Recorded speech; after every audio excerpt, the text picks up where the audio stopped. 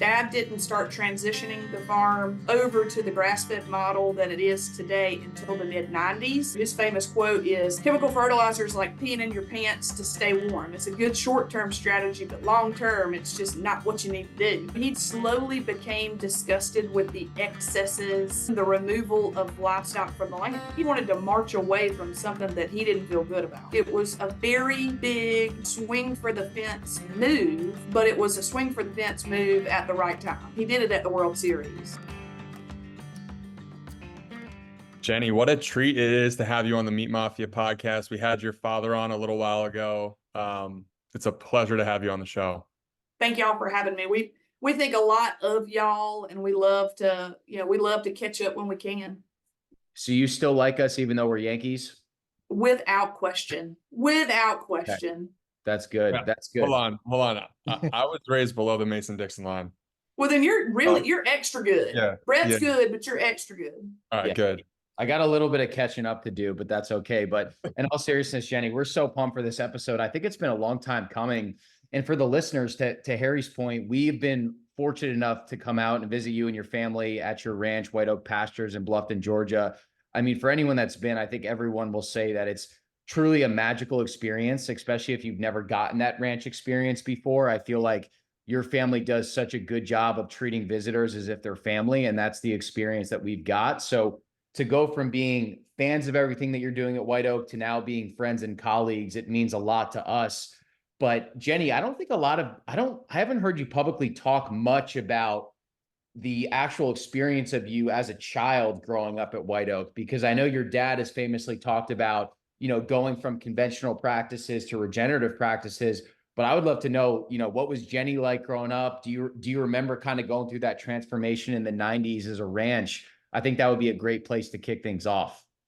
Well, I appreciate y'all inviting me, and I love telling our story to anybody that will listen. And I speak for all of us. So I'm a member of the fifth generation. I have a younger sister who works here alongside me. I have a wife who works here, and then my sister's husband, John. So when I speak for myself, I speak for them too. So my memories are much like Jody's. But growing up here, I was born in 1986. That puts me parked at 37 years old. And, the farm was, something that I did with my dad. I always wanted to be with him. You have special relationships in your life. And me and my dad really clicked, early in life. I can remember being so little that, I'd get pissed off at him if he would not take me to work with him in the mornings. I'd make my mama call him and he'd have to come pick me up.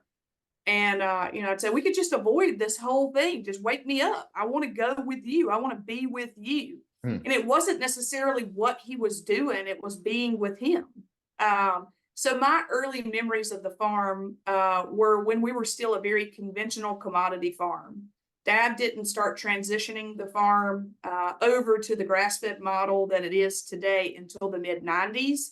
So that would put me at 10 years old or so. And I didn't have any, real revelations or emotions about what we were doing. It was just something that I got to do with my dad. Sort of like kids that go fishing with their dads. It's not necessarily about catching the fish. It's about going fishing. You never hear somebody tell a story that says, yeah, and I caught this fish with my dad. They say, no, when I used to go fishing with my dad. It was the activity that was fun, not the end result. So my memories of this place were, any childhood memories, playing in the woods, riding the tractor, feeding the cows. But when we transitioned, there was a pretty stark difference in the way the farm looked. I was 10, so I wasn't really thinking too hard then, but I could see. And the beautiful green, lush grasses that I had come to expect and accept this time of year in the spring, during the first part of my life, were completely dependent on chemical fertilizer. If we had not poured copious quantities of chemical to the land, that crop wasn't going to happen. And so when Dad made the decision to quit using chemical fertilizer, his famous quote is, chemical fertilizers like peeing in your pants to stay warm. It's a good short-term strategy, but long-term, it's just not what you need to do. And so when he quit using chemical fertilizer, this farm was ugly. I mean, the grass was brown, the cows were hungry, and he was talking about this big, broad vision of grass-fed beef. And, the thought was, how do we do that? There's no grass. We're literally in recovery mode, going through withdrawals from chemical fertilizer. How do you get grass-fed beef from what we have to work with? And thank goodness he's as bullheaded and stubborn as he is. He stuck with it. And, thanks to, animal impact and that vision, he started to heal the land, using livestock. One of the amazing things about getting to know your dad is just the level of passion that he has for what he does. And I'm curious if you have any insights into where that comes from. Because obviously he's been able to hand that down to you and the next generation, which I think is so special given the current state of farming, where the average age of the farmers in the US today is 65. So there really isn't this pipeline of younger generations of farmers coming in. So I'm curious, what do you think really sparked that passion for what he's doing? He was an only child, and his parents were children of the Depression. And I think that when, parents go through something like the Great Depression, it shapes them to be a type. My granddad was uber conservative, and not Republican Democrat conservative, but financially conservative. He was very risk adverse. If he couldn't pay for it in cash, he didn't have it. My grandparents never bought an automobile that they did not write a check for. Now that meant they drove a vehicle for 20 years, but they just didn't go into debt. And I think that the pendulum swung really far in the other direction with my dad. He was an only child. He lives on the edge with everything that he does. If the wind blows a little too hard, he'll fall off. And I think that that was a response to, his upbringing, which was, with two parents that were quite the opposite. He talks a lot about transitioning the farm and what led him to it. And he didn't see a burning bush or, hear direct words from God or any of those other really cool, sexy things that would make a movie really awesome. He just slowly became disgusted with the excesses, in the removal of livestock from the land. When you take land off or livestock off the land, you wind up having to truck feed into them every day in copious quantities. And then they mess up the land because they're confined in a small space. And so you've got mud and excrement that's, again, in copious quantities. And in order to keep them alive, you have to use copious quantities of subtherapeutic antibiotics and, growth hormones and steroids. And so it was like, I think in every direction that he turned, it felt so excessive that he wasn't necessarily interested in marching towards something different. He just wanted to march away from something that he didn't feel good about. Mm-hmm. And the timing was pretty lucky for us. He talks a lot about, the fact that, when he decided to transition our farm over, the market was kind of primed and ready for a product that was different. That was when people started focusing on nutrition and health and, the way we treat our land and, rural communities being, drying up and becoming ghost towns. And so it was a very big swing for the fence move, but it was a swing for the fence move at the right time. He did it at the World Series. So timing definitely played a part in that. So I appreciate you shedding some light and some context into that. Jenni, it seems like if anyone knows anything about regenerative agriculture, people will immediately point to White Oak kind of as like that North Star, just that beacon of, hey, this model can be replicated amongst other farms and people really point to you. Do you remember when you really felt like White Oak started to gain public traction and public recognition, and when the name and the process of what you're doing in a regenerative way really started to get out there a little bit more? Yeah, that's a good question. So, I'm the fifth generation of this farm, and we've been raising livestock for 160 something years. So that was not very new. And, there were people that were raising livestock in this way, all over the country that started, way before we did. I think that what really moved the needle for us was bumping up against, we want to farm this way, and we know that people want this type of product, but there's this huge void of processing. People don't buy cattle and goats and sheep. They buy beef and pork and lamb. And in order to turn those cows into beef, we relied on outside processing during the early 2000s, which it worked short term, but from a growth perspective, was not really ever going to take us anywhere. And so the bottleneck for us in growth was processing. And again, my dad's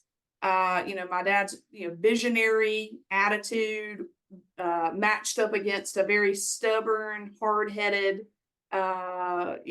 way of life caused him to have the confidence to build processing on the farm. And I think that when we vertically integrated processing to raising livestock to create that final product, that was when people were like, oh, wow, this is an actual food system, that this is possible. We're not a link in the chain of a food system.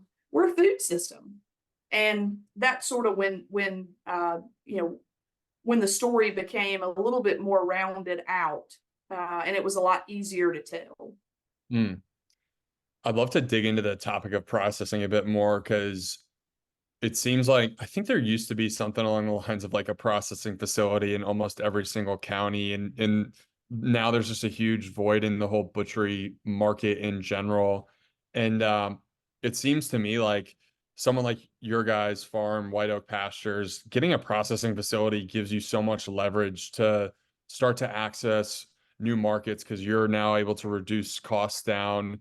But it's a huge leap and a huge cost. So I'd love to dive into that. Like, do you think that this is a model that can be replicated across, in other areas, in other cities, being able to get a processing facility on some of these farms that are doing things the right way? Absolutely. It is sad to think that prior to World War II, there was a butcher in every town. Food was very local. And then, some president said, get big or get out. And the market responded and did just that. And so today there are, 4 or 5 multinational corporations that control something like, 70% of the beef that we consume. And so the response to that was they got big or got out.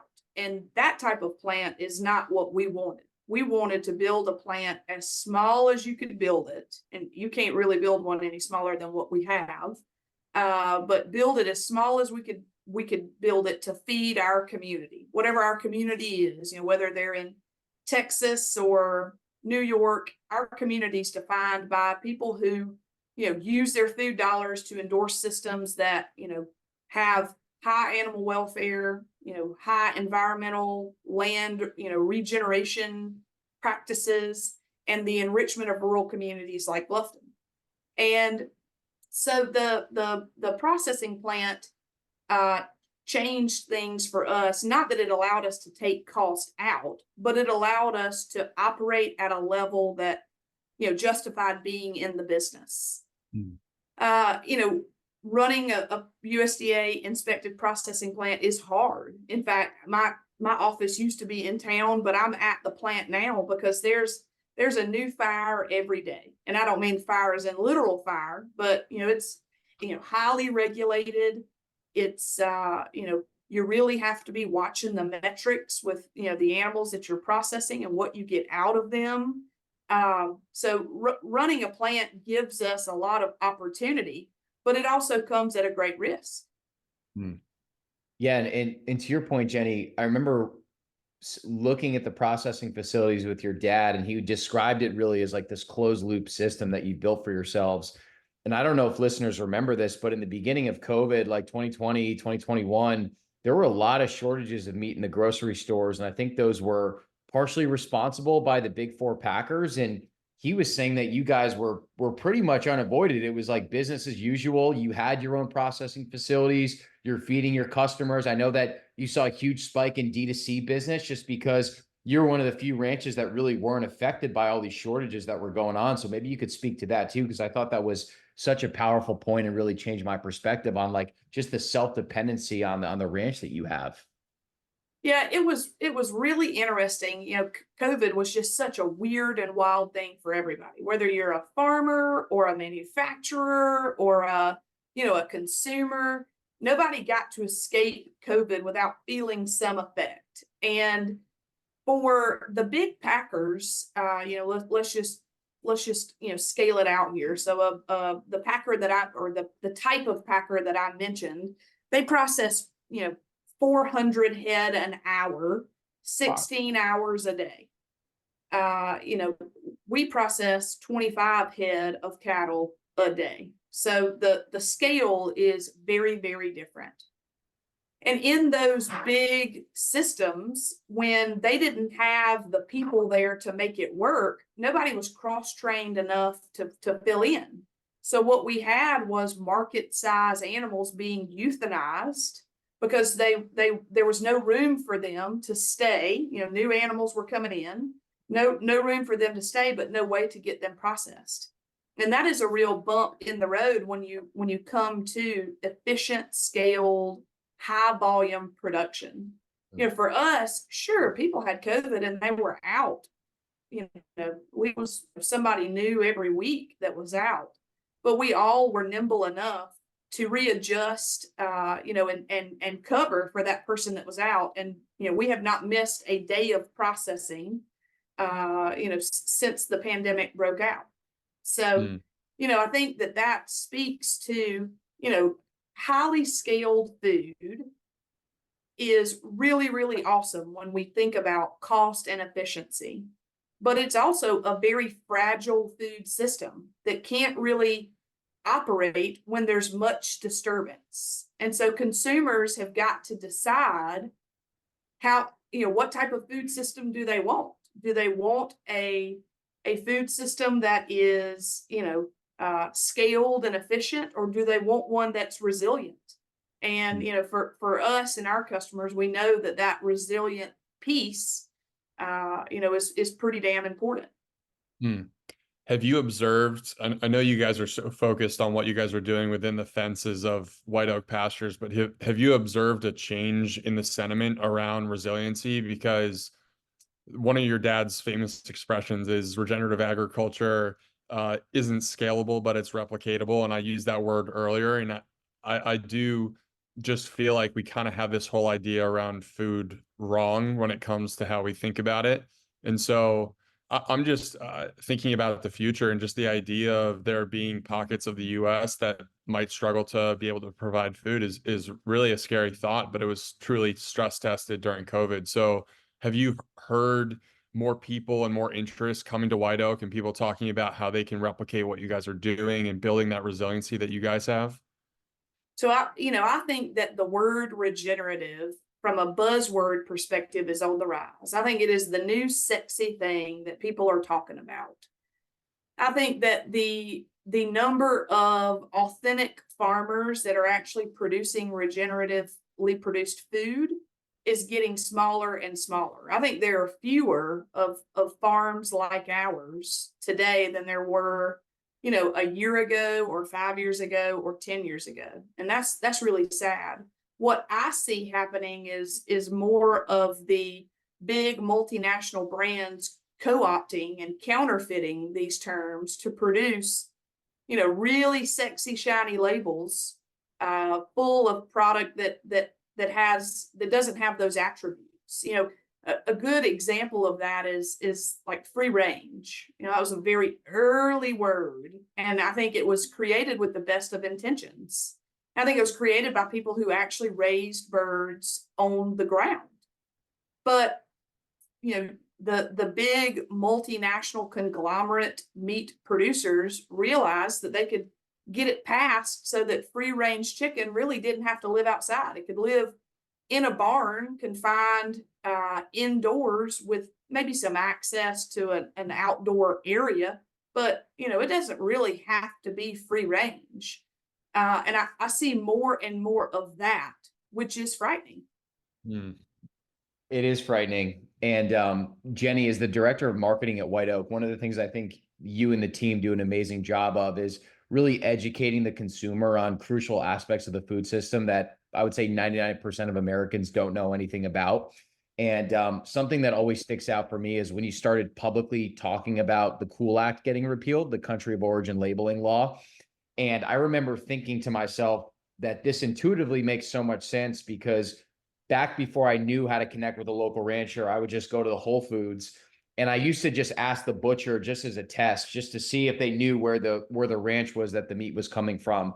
And I found that 9 times out of 10, they couldn't name the actual ranch. They could maybe tell you maybe a state that it came from. But then when you look at the label, it says pasture raised local beef in green lettering. So me as the uninformed consumer, my subconscious is thinking, oh, this just must be local Austin beef.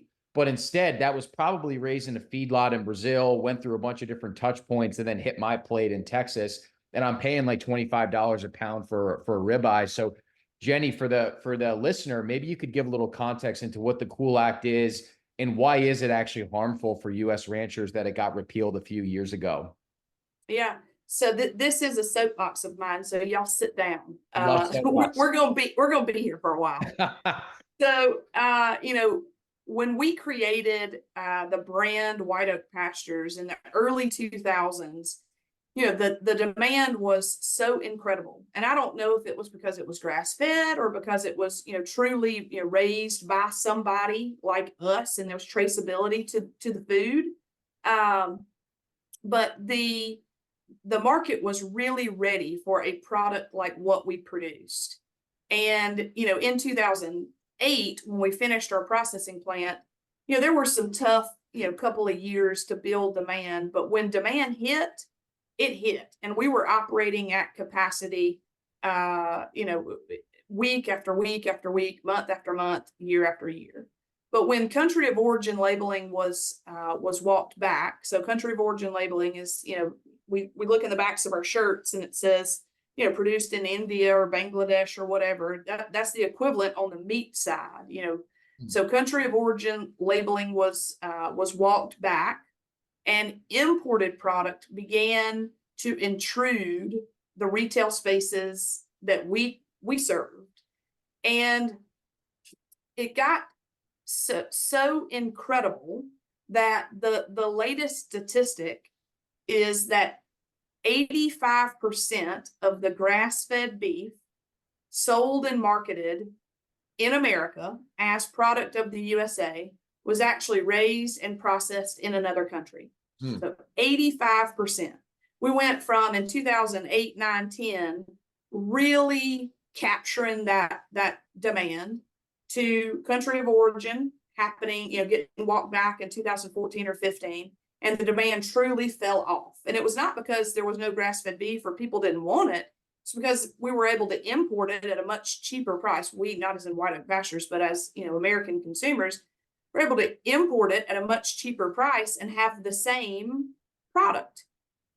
And so today, the fact that 85% of the grass-fed beef found in America was raised and processed in another country is incredible. And I'll go out on a limb and say it is probably the thing that hurts more farmers entering this type of production system than anything else. You know, we can't raise product for demand that is, you know, pretty much being filled by imported product. And so, you know, farmers say, well, why would I do this? Why am I trying to compete with Lithuania and Nambia and whoever else, you know, growing grass-fed beef? They can do it a lot cheaper than I can. Look at the automotive industry. Look at the textile industry. So what we've done is taken what was, a very local product and turned it loose in a global market. And it should come at no surprise that, first generation farmers or even fifth generation farmers struggle to compete in that market. Hmm. Can you play devil's advocate and walk me through the logic that was going on at the time to actually repeal the Coal Act? Like, what were the arguments being made on the other side? I know there was a lot of pressure from Canada and Mexico because of certain trade agreements, but it seems like the costs of what's happening to the American farmer are just clearly not worth what's happening or what's happened since then. So I'm really curious, like, what was the arguments being made at the time to actually go through with this decision? I think you got to follow the money. Unfortunately, it all boils down to how can a company who's so focused on quarterly reports and yearly earnings, how can they make more money? And that's what we're up against. It's more profitable to import cheap beef from other countries than it is to have it grown here at home. Now, there's a lot more to be said for a resilient food supply so that we're not waiting for it on a cargo ship that's 45 days out. But, whoever made the laws decided that cheap beef was more important than resilient food. Hmm. Jenni, something I think a lot about to your point is, I mentioned Whole Foods earlier, and I'm from Princeton, New Jersey. So we got a Whole Foods real early. I think we got a Whole Foods in 2005, 2006. And I remember you were selling Whole Foods, you were selling your beef to Whole Foods in New Jersey. I think your dad actually made a trip to New Jersey, which I would pay a lot of money to see that man in New Jersey, number one. I went with him. You did? So Yeah, y'all have these things called jug handles. You can't turn left. You got to turn right to turn left. That's crazy. A funny story about that is we did go up for a demo and we did try to turn left, and you can't turn left in a lot of places in New Jersey. And so we got pulled over, and my dad, the nice police officer, walked up to the window and he said, "Sir, what brings you to New Jersey?" And Dad said, "Well, I'm selling my beef at Whole Foods. I'm up here doing a demo. We're, just trying to get back to the hotel." He said, "Well, around here, you can't turn left. You got to turn right to turn left." And Dad said, "That is the stupidest shit I've ever heard. And if you let me out of this godforsaken state, I swear to God, I'll never come back." And he probably's never been back. He got off with a warning, and the cop said, "You're exactly right. You know what? You just get to your hotel and we'll call it even." I love it. I love it. That's So Harris's hysterical. have been to New Jersey. We have been there. Yeah. We left our mark. You did leave your mark. And that was one of the, as I recall, it was one of the earlier Whole Foods. I think it was at least the first one in the Northeast. And you had a long-standing relationship. So when that was first built, you were selling your beef there, which is amazing. So for a New Jersey customer, it's like, I can guarantee that I'm going to get grass-finished regenerative beef. It's what real food actually is. I've heard that since the Amazon acquisition, just a lot of their sourcing methodology and the way that Mackey used to do business back in the day, that really went away. And I know that you very publicly terminated your relationship with Whole Foods for a number of reasons. But if you're comfortable talking about it, Jenni, I think that this is stuff that consumers need to know, and would love to learn a little bit more about that story and that decision to kind of get out of Whole Foods after having such a long, great relationship with them. Yeah, absolutely. And I'll say that Whole Foods was one of our first customers. Publix, for the listeners, Publix supermarket, they were the first customer that ever gave my dad and White Oak Pastures a try.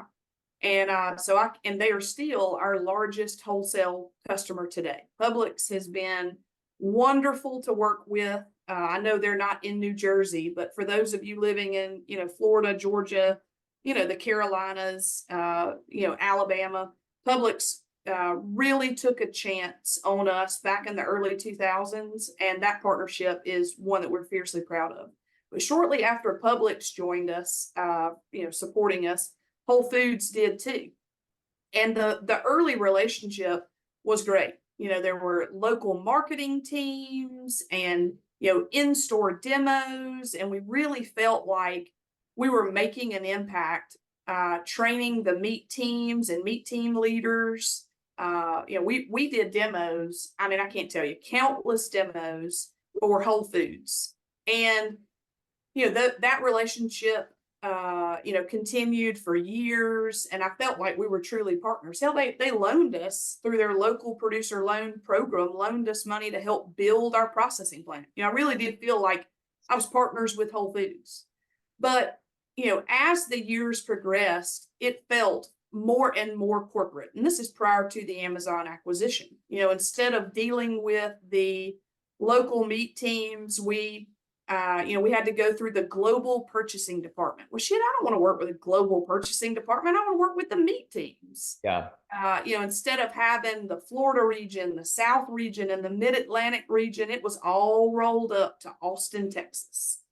And so the feeling became, very, very different. And, in production, in business, there are cost increases and cost decreases. And more, it felt like we were having to beg for cost increases due to inputs, as opposed to, a partner saying, no, we need for this to be a good deal for y'all too. And so the relationship, when it ended, was sort of, my dad talks about it being like a bad marriage. You work together because you've been married for 20 years or whatever it was. But it was no longer the relationship that it once started, and there were no changes on our end. It happened on their end, and they deserve to evolve, just like any business deserves to evolve. But it just evolved in a direction that we didn't want to go. Yeah, the sentiment around Whole Foods changing it is really interesting. Like the more corporatized they got, even on the customer experience side of things, Brett was talking about it earlier, just like going into the store and not having that person who has the unique knowledge about all the different products that are out there, where the beef was coming from. Like I remember the first time I walked into a Whole Foods, you were greeted by somebody, they were like asking you if you needed help finding things, and really like this different type of grocery store experience that you had never really had before. So it makes sense that you guys partnered with them when they were doing things like that. And I think it's just a good reminder that like things change in these relationships. At one point in time, it's perfect. They're helping you guys get the processing facility up and running, doing great things. But eventually, sometimes these relationships kind of just outgrow each other. There's another case study that I would love to talk about too with you guys, which is your guys' relationship with Epic. It seems like that was a great case study in really raising the awareness around high quality snacks that could be created from regenerative high quality sources. And that was also like a seemingly great relationship and partnership. And I think about this whole ecosystem that's being built around regenerative. It can't really just be, beef being delivered to, or it can be, but like it's more expansive when you have different types of products coming into play, helping raise the awareness. So I would love to just hear a little bit about that relationship from your guys' perspective. How did that start? And, what happened with you guys in Epic at the beginning? Because that was just like a beautiful story. Yeah, so Katie and Taylor, started Epic, and they're great people. They're entrepreneurs. They are marketers at heart. They do a really good job, and they're very smart people. And so when they formed Epic, they were on the hunt for producers like us. And we were, an early innovator on selling grass-fed beef. And so it was a very natural fit. And that relationship was great. In those earlier years, they wanted to buy grass-fed beef trim from us and then have it manufactured into their bars. So I guess the labor part of what we were selling them really fit well with what we were able to do, from a small processor perspective. They weren't trying to buy, retail cut ribeyes and portion controlled fillets. And it was a pretty easy product for us to produce. And Katie and Taylor remain friends of the farm, but when the sale to General Mills happened, we sold them and continue to sell General Mills less and less and less. I pulled a sales report. It's ironic that you asked, but the business for 2022 was about double what it was for 2023.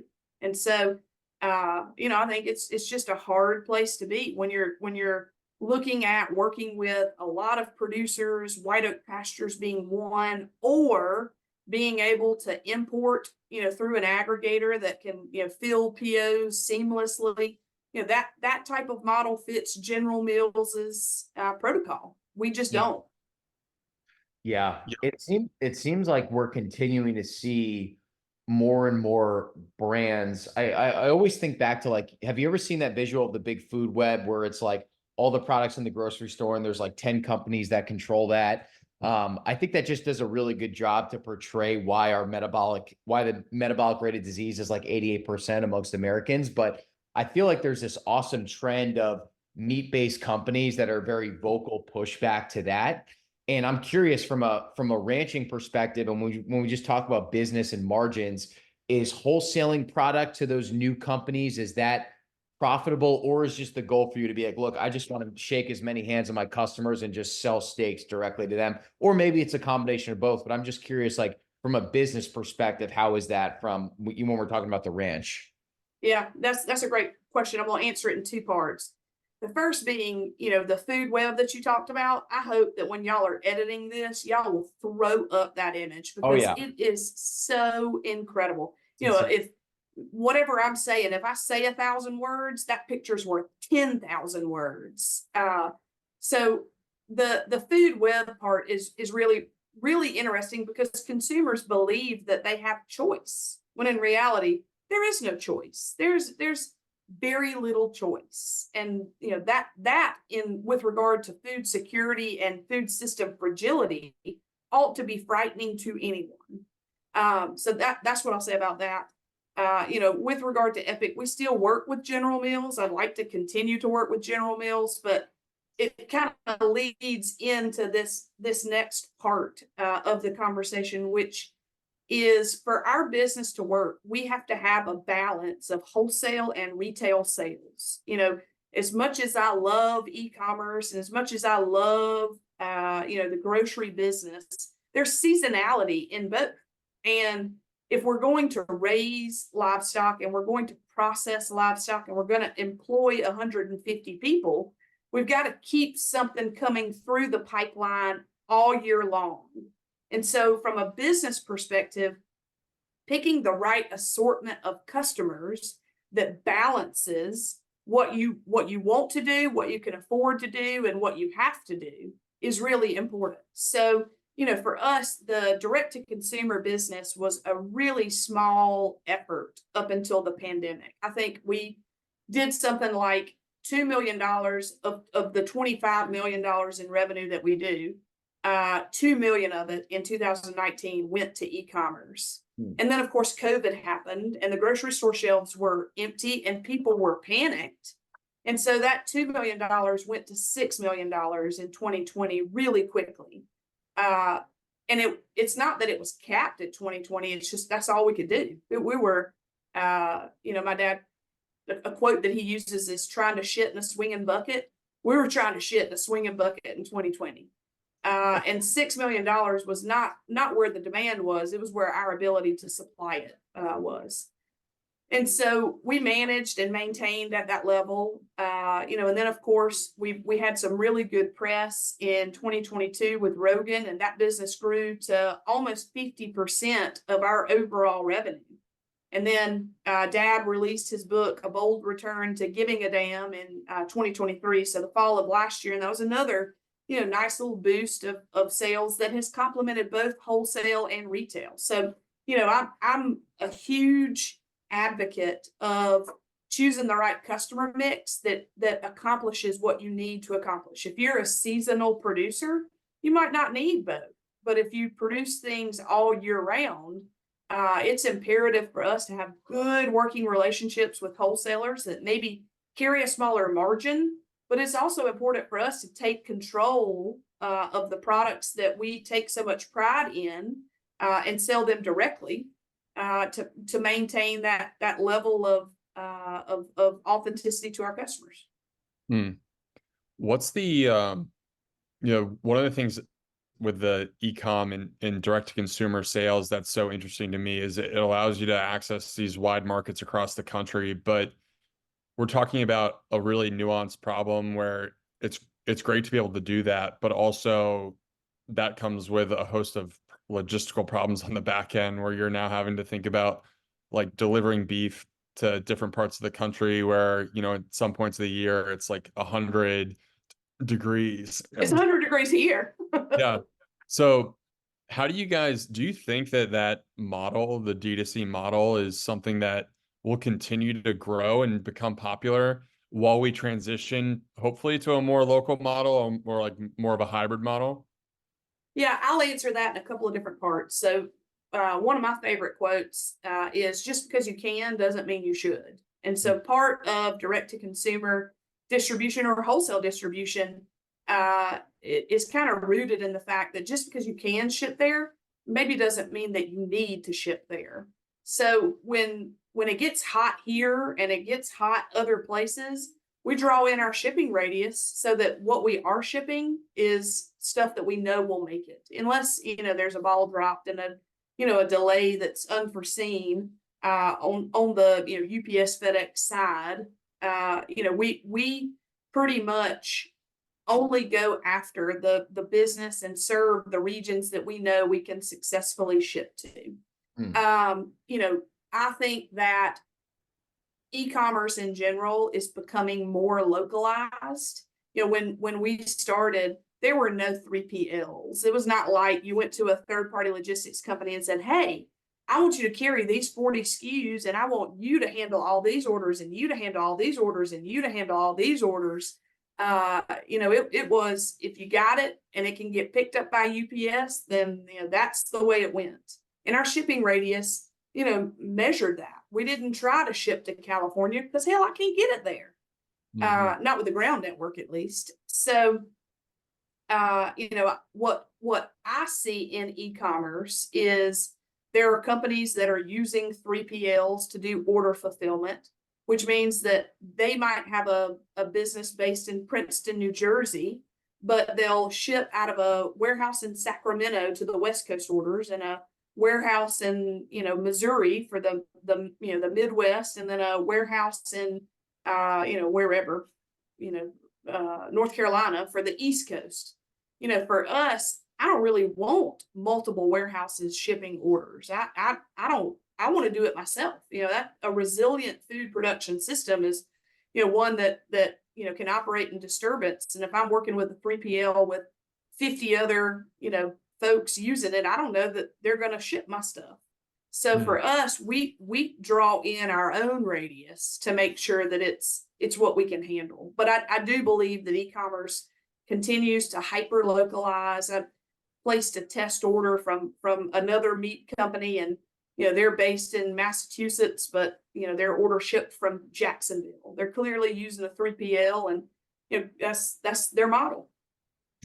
Interesting. Yeah, that's great insight, Jenni. And it's also encouraging to hear about the uptick in business from going on Joe's podcast. I had so many friends that aren't super plugged into the regenerative space or the meat-based space that sent me that episode. And I just think back to the impact that Joe has had in general. For me, when I was really sick, I heard about the carnivore diet for the first time on his podcast. Starting that diet got me off all the drugs and medication. And then I think about someone like you and your dad that are truly teaching people, what does regenerative mean? What does it mean to connect with your local rancher? Really, what is the definition of real food? And he's like the perfect combination of right platform, right messaging. So I'm sure that experience for you was incredibly humbling, and just the ability to tell your family story super authentically. I mean, think about how many millions of people probably heard about regenerative agriculture for the first time just by you being able to go on that podcast. Yeah, Joe Rogan was a gift for us. Being invited, Dad was invited to be on his podcast in November of 22. And the amount of inbound that we received after that was just absolutely mind-blowing. I mean, it was like, I figured out, I knew that I needed to prepare for an uptick in shipping orders. I assumed that would happen. I assumed that demand would happen. But the outpouring of just information seeking, love, sharing, community building people that just wanted to connect and say, hey, let's talk. Let's trade notes. I just want to let you know I love you. Keep going. The type of the amount of inbound that we received was incredible. And we went back on in November of 23, and it happened all over again. So his audience is really ready to hear something different. They've really kind of lost confidence in, mainstream media. They want to hear him sit down and just have conversations with people that do things differently. And so it was a true gift from God. Does it surprise you, someone like him being just as interested as he is in high quality food production? Like, the more I learn about his background when it comes to this topic, like, he's raised chickens, now he's a hunter. At one point, I think he was thinking about going vegetarian, and then he met Steven Rinella and became a hunter and started going down this meat-based, animal-based carnivore journey. Does it surprise you that someone like that is just so interested and willing to have these conversations with farmers like you and your father? I'm not really surprised. I think that, the type of person that really is interested in being a lifelong learner and, not necessarily accepting it to be true because someone else said it was true, but to go straight to the source, it doesn't surprise me. He's an incredible guy. Jenni, when you're gearing up to fly to Austin to go on Joe's show, are you nervous at all? Are you excited? Is it a combination of both? I mean, like you said, you'd obviously seen the huge uptick for business and awareness when your dad went on the podcast solo, but I'm curious for you getting to go on his podcast. What were the feelings kind of like leading up to it? Oh, I was nervous as hell, and I'm very comfortable and confident in what I do, and I'm fiercely proud of what we do here in Bluffton. But I was nervous that I was going to let people down. I didn't want to let the hard work that goes in from, 150 people that call White Oak Pastures home. I didn't want to let them down. I didn't want to have the biggest and best opportunity that I have ever had in my career and might ever have in my career, and not make these people proud. So the nerves were not because of Joe, and he's so nice. I mean, he's so easy to talk to, and there's no script. You just like this, you show up and you have conversations. But the nervousness came from we all work really, really hard, and I've got this opportunity to share it with a huge audience. Please let me not fuck that up. Please let me not. Well, it's interesting to hear that, because you came off, in terms of how you presented yourself, I'm not just saying this, you came off super polished and super confident and honestly just relaxed. So maybe that's just the Joe effect of, like, once you put the headphones on, you're like, I just feel like I'm talking to a really good friend. But I mean, you were both incredible on that show. And I mean, there were so many people that reshared that podcast to me, even like the little clips of the Cool Act going viral. Like, these are people hearing about these important topics for the first time, which is why we need to keep having these conversations, because the more we can publicly share this stuff, that's how we kind of regenerate the entire food system. Yeah, and I appreciate that. I don't think I did. You always walk away and listen to it. You think, man, I should have said. You fifth quarter quarterback or whatever it's called, backseat drive, or do what you do when you have those types of opportunities. So I don't necessarily feel like I did a great job, but I am honored to have had the experience of sharing not only what we do, but what so many other farms like ours do.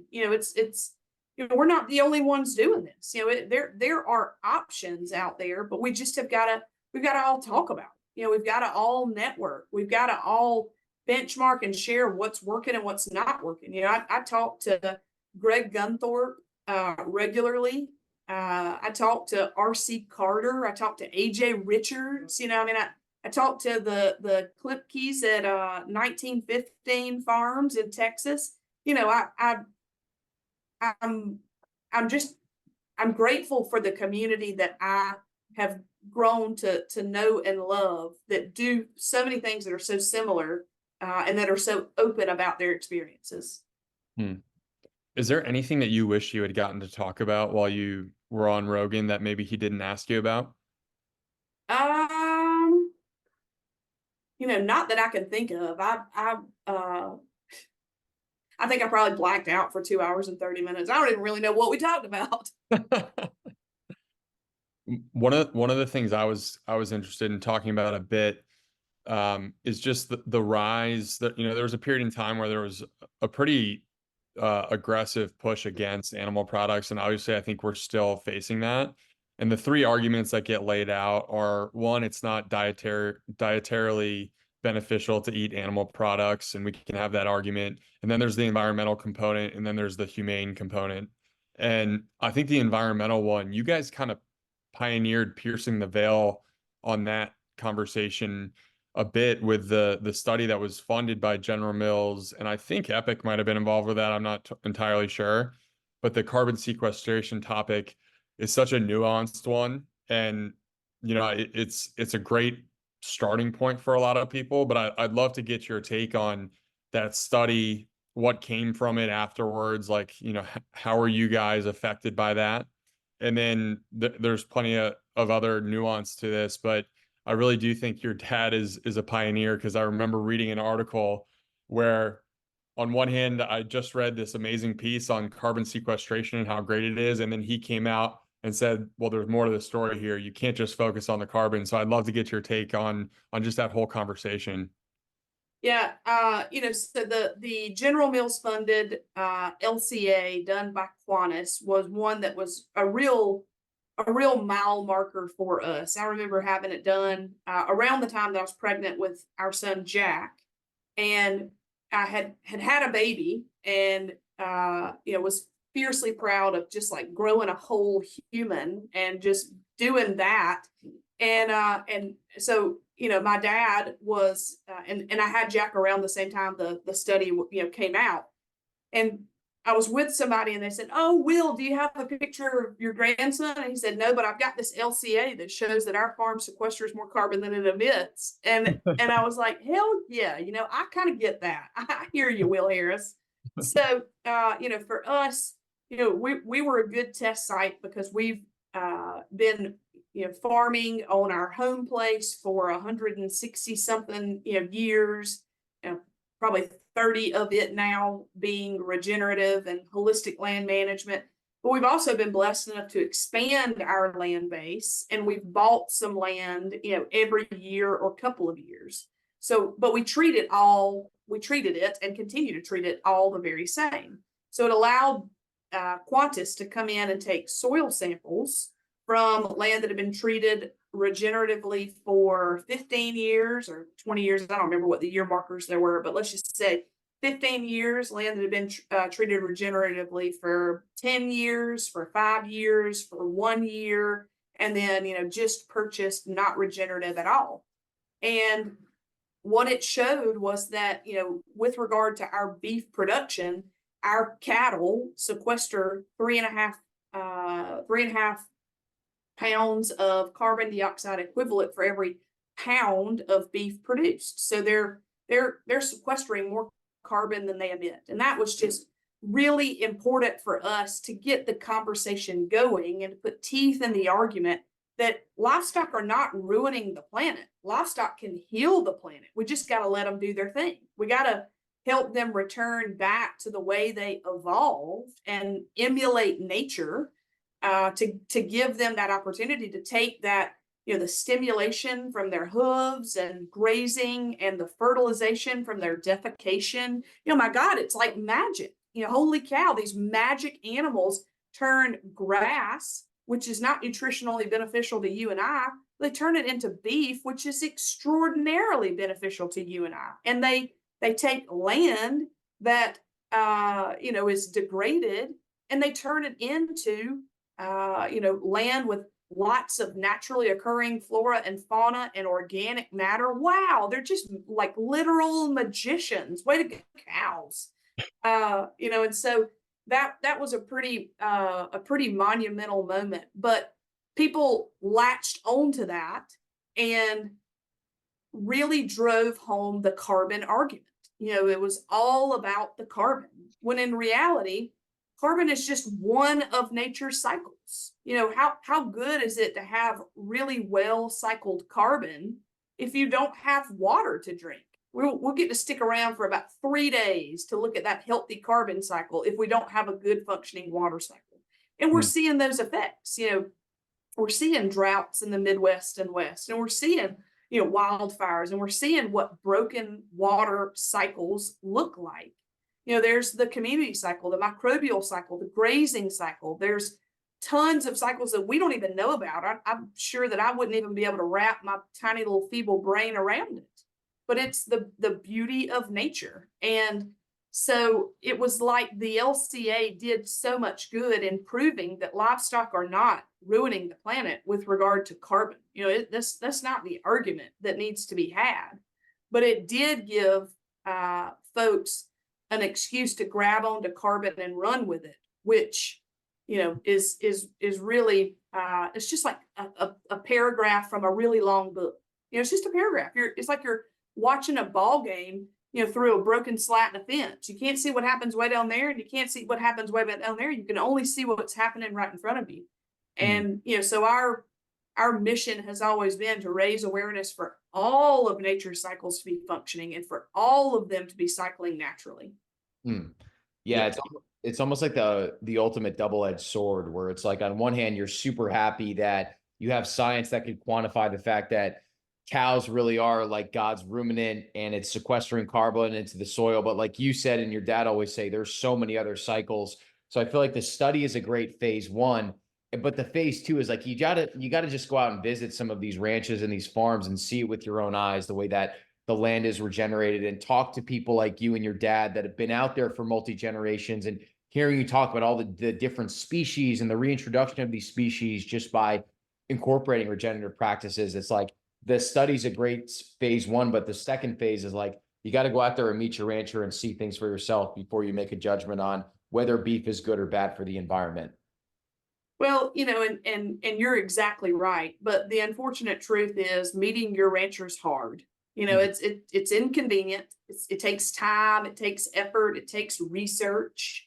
And it was really easy to grab that really sexy paragraph and paste it everywhere and disregard, you know, the real teeth of the argument, which is it's not beholden on one cycle. You know, again, if we have a really great carbon cycle, but the water cycle's messed up, thirsting to death does not sound very appealing to me.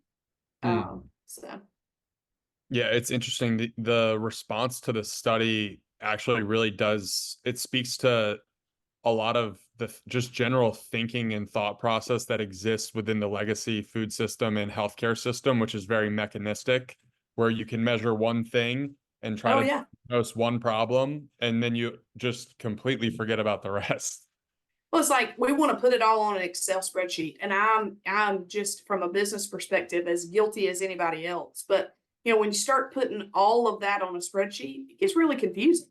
And but it's really easy to drill down hard on one thing. It's sort of like, you know, from a business plan perspective, you know, we've got tangible and intangible things. We've got revenue generating departments and non-revenue generating departments. And, you know, the mix of that is really hard to put on a financial report that a bank asks for. You know, my dad's, you know, really eager to get broiler chickens back in our production system. And so, you know, I remind him, you know, wait a minute, we've got this, you know, this beef demand. We've kind of retooled our poultry processing plant for beef. You know, if we go back into the poultry business, we're going to have to not process as much beef. And he says, but Jenni, think about the benefit to the land. Not having, you know, chickens on the land is you know, is not giving the land what it needs. And so there's always sort of this balancing act of it's not all just in that bottom line. You know, it's bigger than that. It's harder to explain than that. So if White Oak gets some chickens, we can expect some videos of you eating raw chicken on camera? Without question. Me and my buddy Raw Chicken experience or experiment, I don't know, but what is it? Experiment. Experiment. Yeah, without question. If we do that, you can count on it. I'll start a new Instagram and we'll go to town We're gonna do a collab together where all three of us will eat some raw chicken together. and drink eggs. Yes. I Out of, might Yes. out of a I might be martini sticking glass. to the raw egg yolks and no chicken. I can't believe he does that. I mean, wow, just wow. Way to produce some content, man. It's Well, go ahead, Harry. Sorry. I was just gonna say, you guys have to be. The social media is obviously a hot topic. It's very interesting, like having witnessed the growth and emergence of social media in all of our lives. But the one thing that stands out to me is just there is a way to use this thing to raise awareness around so many of these different topics, and raw meat experiment is just one of many examples of countering or building a social media following that like directly contradicts a lot of what conventional wisdom and knowledge says. And not saying he's a perfect example or anything like that, but I do think that there is just this great tool that we now have to raise awareness around what's happening in the food system. And I think you guys are probably one of the many net beneficiaries, just being able to get your message from Bluffton, Georgia, broadcast all across the world. Yeah, I have such a love-hate relationship with social media, and it's more on the hate side than the love side. The trolls that pop up, and you're like, man, I wasn't even really talking about that. You're going off in a direction that I was, not even intending, but the social media part of it is really special, for us because we are very rural and very remote. And sadly, the amount of people that pass through Bluffton or will make an effort to come to Bluffton will be far and few between. So it does give us an opportunity to share things directly from the farm to a huge audience. And at the end of the day, it's free. It costs nothing. Yeah, sure, some time, but it costs nothing to share your story with people who are hungry to hear it. And I'm reassured by that. Hmm. Jenni, what is your definition of real food? I know that's an open-ended question. I would just be curious to get the rancher's perspective of what your definition of real food is. That's a good question, and one that I probably have not put enough thought into. But I'm so focused on the fact that when I go to the grocery store and I flip around and I look at a label, it is clear that that is a manufactured product. There's tons of ingredients, and half of them are things that I can't pronounce, nor have I ever heard of. To me, real food is simply grown, few ingredients, and whole in every sense. We talk a lot about, or we get asked a lot, what is a factory farm?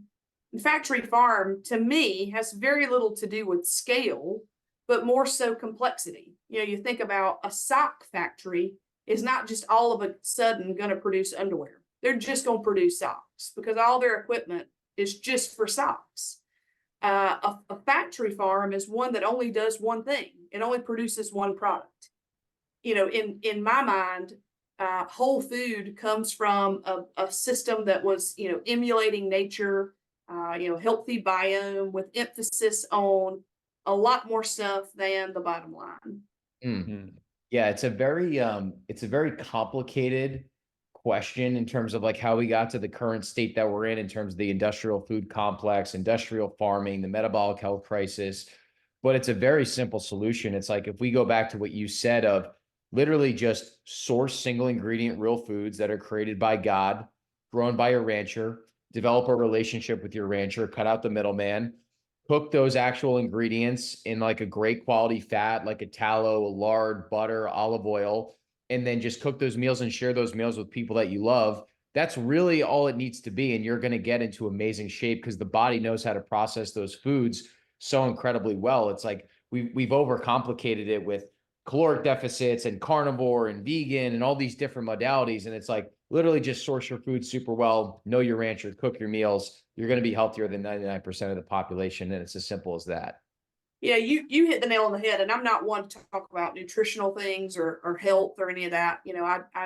I drink wine and eat cornbread and don't have any intentions of quitting. But I heard on a podcast that poor people who cook at home are healthier than rich people who eat out. And there's just something to be said for a person taking control of their food supply. And it's, it's just shocking to me what food has become. It's not food anymore. It's food-like substances. The ingredients that go into those manufactured products can't be consumed by themselves. So, but it's only by mixing them together that we wind up with a food-like substance. That's really not food to me. Yeah.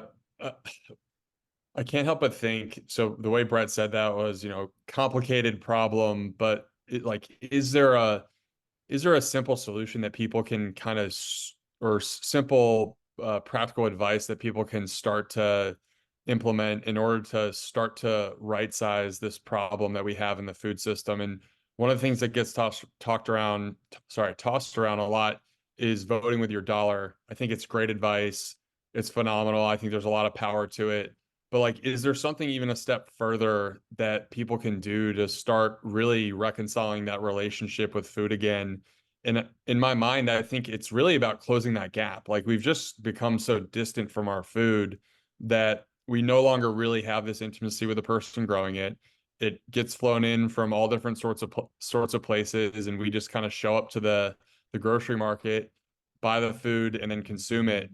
And I think that something that came to mind to me the other day was just simply having gratitude around food and praying over your food, and little practices like that just shift your perspective and kind of break the paradigm that we've gotten really comfortable with, which is just this microwave economy where everything's convenient. We don't share meals with people as often anymore. I'm sure it's probably different in Bluffton, but it seems like in these big parts of the US, we've just gotten really used to this convenience. And I'm wondering if you can think of, anything that makes sense to you in terms of fixing this problem and rewriting the narrative a bit. Yeah, you said a lot of things, which, that I agree with, having gratitude and being grateful for your food and the people who grow it. I think another part of it is celebrating the inconsistency. If you buy 5 ribeyes and 2 of them look different than the other 3, celebrate that, because that was an animal that, finished at its own weight. And, there's nothing making it consistent, no total ration that was fed to it every day to make it a cookie cutter like experience. And so I think that sometimes this type of movement is met with, I don't know how to cook it. And, truthfully, there's a lot of resources, way more resources out there today than there ever have been. But those are the types of things that we celebrate. We celebrate seasonality. We celebrate inconsistency, because they're the opposite of what conventional, industrial, commoditized food gives us. We said we wanted something different. Now let's celebrate why it's different. That's such a good term. Sorry, Harry, were you going to say something? I just said I love that. I've never heard that term before, and it celebrating inconsistency, and even the grain finished industrial beef, it's so consistent. It all just tastes good. But I feel like when you're talking about the inconsistency of grass finished beef, regenerative from a local rancher, it's either the best beef you've ever had or maybe the worst, just because it's so hard to finish an animal with those practices. And there's beauty in that too. I remember I have a buddy in Texas who's a brand new first generation rancher, and he gave me some ground beef and some steaks from the first cow that he had ever processed before. And it was a little bit tough. It was a little bit gamey, but there was just this joy in the fact that I knew the guy that directly grew this. It was this really nice ruby red color to it. And whether I was placeboing or not, I kind of felt this pulsing of energy after I ate it. I tasted the nutrient density in the product. And there's kind of this mindset of I know the guy that raised this, I know how hard he worked, and now I kind of have an obligation to honor him, and then also honor the animal's life too, and not let any of this go to waste, and just take that energy that I'm gaining and just live the most badass life that I possibly can. So obviously that's something that you relate to way more than me, but it really is this sacred transaction of customer and rancher coming together and just cut out, just be as decentralized as possible and just cut out the middleman. Yeah. You just said everything that I wanted to say, which is, you know, factory farmed food, commoditized food is very consistent. And it is the same from place to place, from person to person, because it all winds up and is finished in the same way. For us, it's different between summer grasses and spring grasses. And there will be inconsistency. And for us, we want to train people, or we want to have people that celebrate that and say, you know what, this ribeye is a little lean. I'm going to go light on the heat and longer on the cook time, because I know that if I cook this the way I would cook another steak, it'll be a little tough, and that those are the types of customers that we want to have, because they celebrate the production systems that give us that. Mm. Yeah, I think it's really easy as a consumer to overlook a lot of these things. Like, I remember Brett and I got some really great beef delivered to us, and it was really dry season in Texas. So the farm that we had purchased from, the cows were just leaner, and they hadn't put on nearly as much fat, and they were actually struggling in the heat. So it was a totally different taste than what you would get from maybe a cow that was fed in the fall, that had like a rich mixture of nuts and seeds and grasses, and like, more grass to chew on. And I think that was kind of a shifting moment for me, where it was like, if you're going to live this way, there's not really going to be this model that exists where everything's going to be the same. So I appreciate that comment. It's like, you gotta be willing to grow and adapt with the food provider, because it's not always going to be as consistent when you're going through 4 different seasons and having to deal with all the different complexities that come with raising animals during those 4 seasons. That's right. And we know what creates consistent food. You wound up, you wound up shopping with us because you decided you didn't want that type of production system. So, Yeah. there's not much we can do about it. Let's celebrate it. Yeah. Jenni, what gets you most motivated about the future? It could be family, could be White Oak related. I know you've got a couple young boys that are 6th gen Harrises, which is incredible. I imagine that has something to do with it, but what gets you the most excited about the future? I think through the fact that, my sister and I are the 5th generation of this farm, and we had an excellent opportunity, not an obligation, but an excellent opportunity to join my dad and carry it on for another generation. And I think the thing that makes me feel the most pressure, and I don't mean in a bad way, but that I want to create that same opportunity for my children and my nieces and my nephew. I want them to have the opportunity to come back and work here, but not the obligation to come back and work here. And I know that, that it took a tremendous amount of work for every other generation that adapted with food production, and made this farm continue from one year after the next. And so there's a certain amount of pressure and pride that comes with keeping the torch alive for the next generation. Mm-hmm. Well, we can't wait to get back on that holy ground that's White Oak Pastures. We recorded our first podcast with your dad in the pond house, which was special for Brett and I, because that's where we stayed the first time that we came down to White Oak in September of 2022, I believe, or 2022. And it was just, it's such a remarkable place. I encourage anyone who's listening to the show, go visit. There's nothing better than actually going and putting your feet and hands on the soil that is where your food came from. And White Oak is particularly special. You guys are just amazing people. And the one thing that stood out to me when we were there was just the community and the way that everyone there respected and knew your dad, and the equal, if not more, respect he had for everyone who was there living and benefiting from what is White Oak. So we just have so much respect for you guys and what you guys are doing, and are just truly grateful to call you guys friends at this point. Well, that goes both ways. We love growing food, and we can't do that if we don't have passionate consumers like you guys who demand it. So the same pride and you know, the ownership that we feel of this food production system is only possible because of people just like y'all. And we want to have y'all back here. We want you to be involved with what we're doing in Bluffton. So it'd be a treat to host you again. Can we call you the first lady of the meat mafia? Oh, absolutely. It would be an honor. It would be an honor. A custom shirt. Please, I'll wear it every day. All right. So shirt, raw chicken, wine for your dad. That's what we're going to bring when we come back out there. Let's do shirt, and then I'll get really, really drunk on wine and then do the raw chicken. So if we puke, it was going to happen anyways. Yes. I love it. Done. Okay, Done. sold. We appreciate you so much, Jenni. Thank you so much for doing this. Thank y'all for having us. Y'all are having me. Y'all are true friends of this farm.